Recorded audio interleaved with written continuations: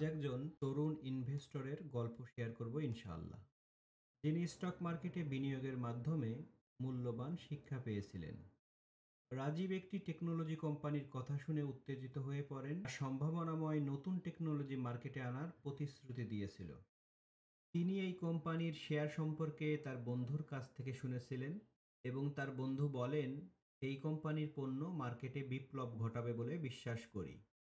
সুতরাং তিনি বাজারে তার সম্পূর্ণ সঞ্চয় বিনিয়োগ করার সিদ্ধান্ত নেন। প্রথমে স্টকটির মূল্য বেড়ে যায় এবং রাজীব তার বিনিয়োগ থেকে উল্লেখযোগ্য প্রফিট পেতে শুরু করেন। তিনি আরও বেশি লাভের আশায় আনন্দিত হন এবং আরও শেয়ার কেনেন। কিন্তু কিছুদিন পর কোম্পানিটি তাদের নতুন প্রযুক্তি চালু করতে ব্যর্থ হয় এবং শেয়ারের দাম দ্রুত কমে যায়। রাজীব তার বিনিয়োগের একটি বড় অংশ হারান। এই অভিজ্ঞতা থেকে রাজীব একটি মূল্যবান শিক্ষা গ্রহণ করেন। স্টক মার্কেটে বিনিয়োগ করার আগে সম্পূর্ণ গবেষণা এবং বিশ্লেষণ করা অপরিহার্য। শুধুমাত্র শোনা কথায় বিনিয়োগ করা সঠিক নয়।